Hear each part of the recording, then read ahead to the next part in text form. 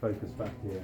So, just one last little bit that I didn't do last time. When it comes to writing equations for oxidation and reduction, so there's a ruling, a decision that AQA made quite a long time ago, which is that they weren't going to get you to balance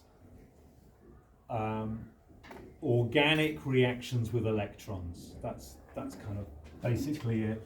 I mean, if you want to knock yourself out, you can do. You can work out the changes in oxidation states from here to here, and you can work out how many electrons are changing hands, and then you can use that to write a balanced equation with the potassium dichromate or acid or whatever it is. And it'll all work, and it's all fine, it's all chemistry, all the rules will be followed. But it does make a bit of a massive mess, and it's unnecessary. So you're not going to be asked to do it. The fix that they came up with in AQA is that we put an O in square brackets to say this is where the oxygen is coming from. It's an oxidizing agent somewhere. We're not going to write it down, dichromate, permanganate, whatever it is. It's just an oxygen from somewhere. But I still have to balance my equation. That doesn't quite balance yet, does it? What do I need to do to make that equation balance? Given that's just an oxygen, what do I need to do to make my equation balance? Go for it. Would you need to add 1 over 2 O2 onto the right hand side? Okay, it's not oxygen. It's very rare that reactions make oxygen gas, and oxygen gas isn't a product. Do you remember from your redox days? Would it just be H2O? It's just H2O. That's right. So now, if you look at the hydrogens, I've got 6 here. 1, 2, 3, 4, 5, 6 there. There's my extra oxygen. That's turned up over there. That equation now balances. Could you just do the same for me for ethanol to ethanoic acid, please? Balanced with an O in square brackets.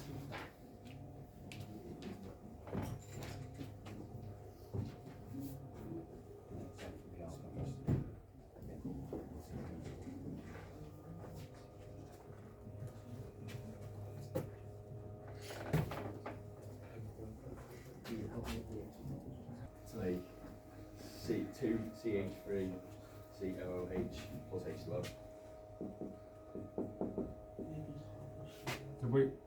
What did you add on the left? Just 2s on board. What? No. You've got to add an extra oxygen. Yeah. 3, sorry, of the oxygens. Yeah, that's right. So you've got an extra oxygen there. You've got an extra oxygen there. What? Yeah, just 2. No, what? Just 2. Sorry, got me confused now. 1, 2, 3. 1, 2, 3. Hydrogen 6, 4, and 2 makes 6. Yeah, that's fine. Yeah. Okay, let's go in the other direction. Let's do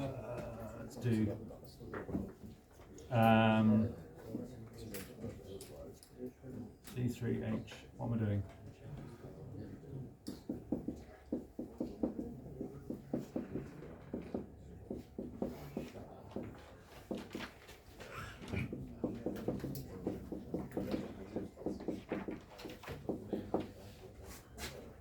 Let's go in the other direction then. So we'll use an H in square brackets to represent a reducing agent, but again it still has to balance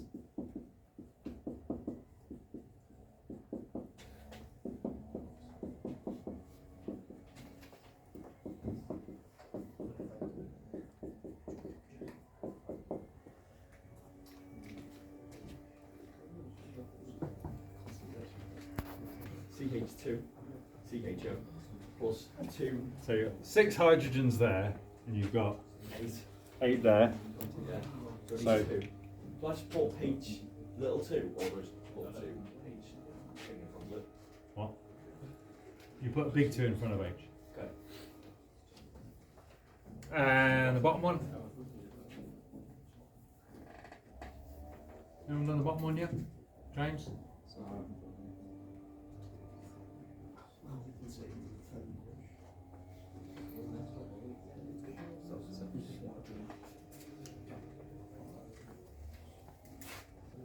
What have you got? I've got 3 for the producer agents.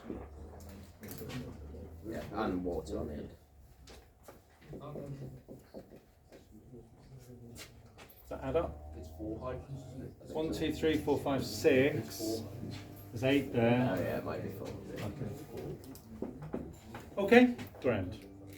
All right, so it's not a trouble-free way of balancing equations, and we'll see this from time to time. But it's a lot easier than, you know, going back to brass tacks and using electrons and blah blah blah. So the actual reducing agent that we use needs to contain hydrogen, but the nature of a carbonyl bond means that the hydrogen we're using must be negative. Did we talk about this last time? Because your carbonyl group is polarized with a delta positive carbon because of a difference in electronegativity, so the only thing that's going to be attracted to that carbon is a nucleophile, so it has to be a hydrogen nucleophile, you know, doing this kind of thing. So that gives us a whole new mechanism. Hooray!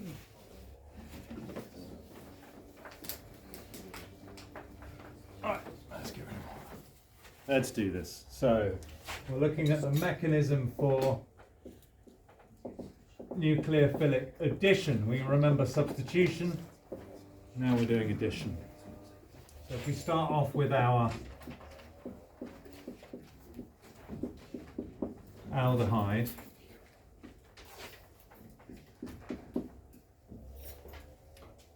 and we add H minus, so let's do this properly.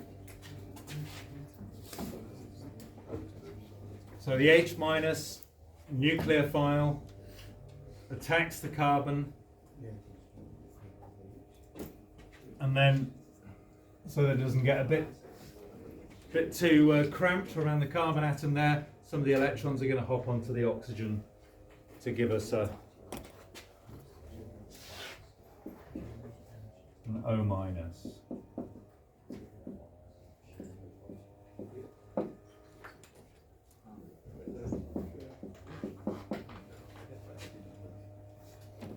Okay, so you'd cook up your aldehyde with your reducing agent. Reducing agent we usually use is NaBH₄.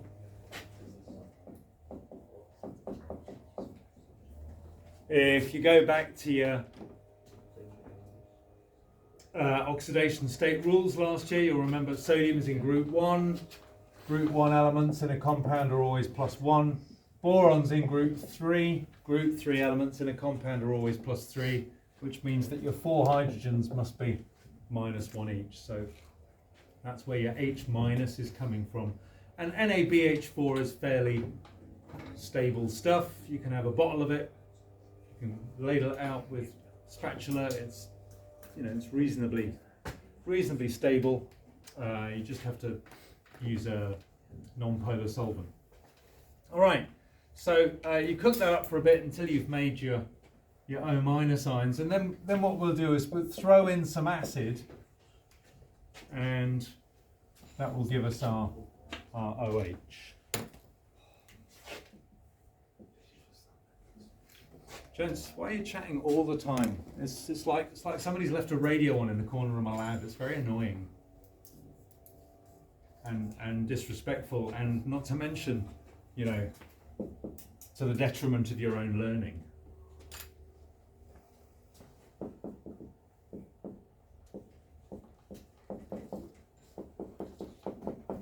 Okay, so we made that. Okay, grand.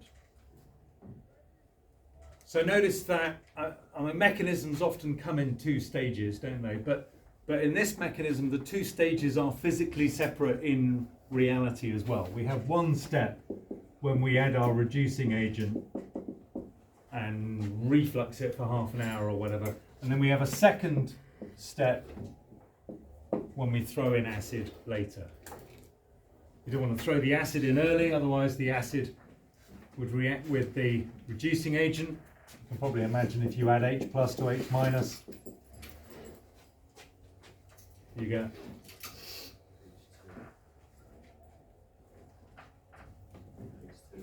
H2. And if there's a lighted flame handy, you'll get a nice big fireball. Okay, so that was reduction with H minus. Could you do the same mechanism for me, but this time with a different nucleophile, Cn minus? Right, there we are. What do we use as our reagent here? Is it NaBH₄? No, because we're adding nitriles now. That's what I thought. What do we use as, this isn't reduction, right? It's just nucleophilic addition, but it's not reduction. What would we use as our reagent? It's going to have some of that in it, obviously. Yes? Methane nitrile. So once Cn minus is covalently bonded to something, it ceases to be an ion. Since you brought that up,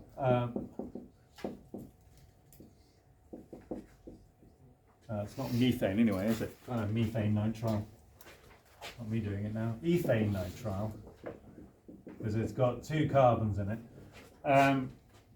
Is the Cn is a nitrile. If I want Cn as an ion, I have to use cyanide. What form of cyanide is most convenient to use? Right.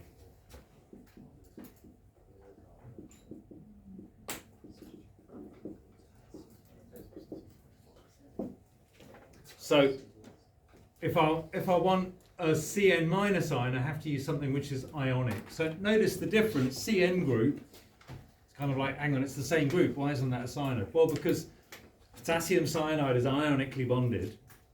It's got Cn minus ions. In a nitrile, the Cn is covalently bonded. There is no Cn minus there. Potassium cyanide will kill you. If you get a little bit under your fingernail while you're using it, and then it goes in your mouth, that's the end of you. Nitriles, not so much. They're not so poisonous, because the Cn minus ions aren't going to wreak havoc with your hemoglobin or whatever it is they do. I can't remember. It stop you respiring, stops you releasing energy somehow. Okay, that's the first thing.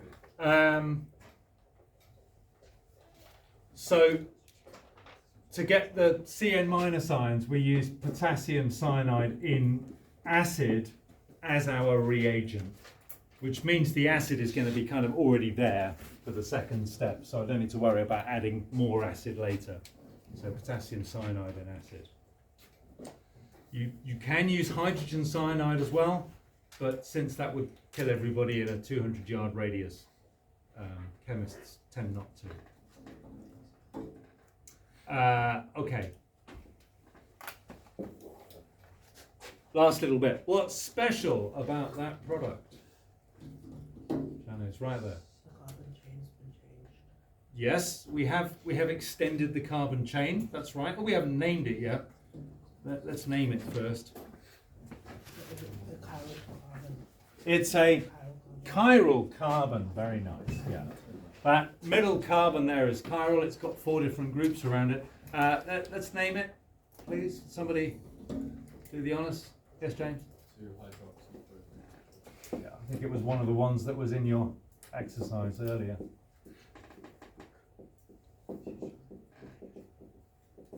Okay.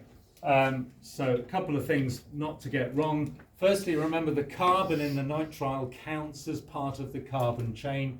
So we're now on a 1, 2, 3 carbon chain, so propane, and that E at the end of propane must be there for naming nitrile. So propane nitrile, not propanitrile. And because the nitrile group is the more important, the higher priority group in the molecule, it takes carbon 1 automatically, which makes the OH carbon 2. It's in the middle of the molecule, so it was always going to be carbon 2 anyway, but you get the picture. Right. So last little bit on this topic then.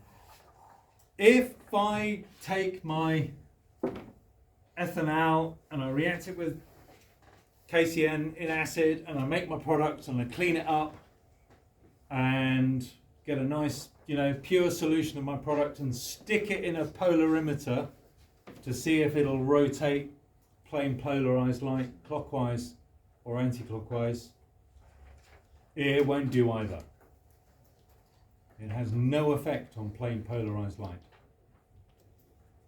Why is that? You're all over this. You've read ahead, haven't you? Well done. Good for you. It's racemic. It's racemic. Okay, what is a racemic mixture? It's a 50-50 mix of both the optical isomers, so it doesn't affect polarized light. Yeah. So it doesn't affect polarized light, has no optical activity. That's our 50-50 mixture or racemic mixture of the two. So then the question comes, well, why do we get a racemic mixture of both optical isomers with this particular mechanism? And to find that out, we have to go back to this thingy here. What's the geometry around an aldehyde group? You've got a carbon-oxygen double bond. What's the shape? What's the bond angle?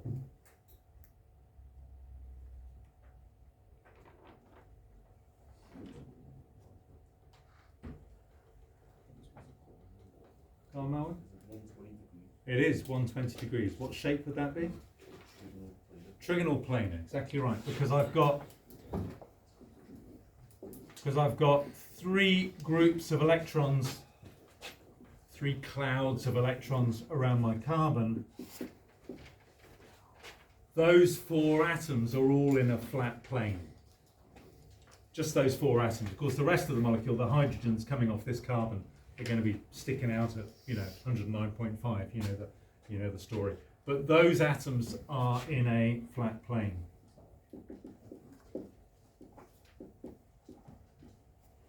And because of that, my Cn minus can attack from above or below that flat plane. So it's either going to come in the top there, or it's going to come in from below there. And because we're looking at a flat plane, there's a 50-50 chance of either happening. And because molecules react by the gazillion, you're going to get pretty much bang on 50-50 attacking from either side. So 50-50 chance of the Cn minus attacking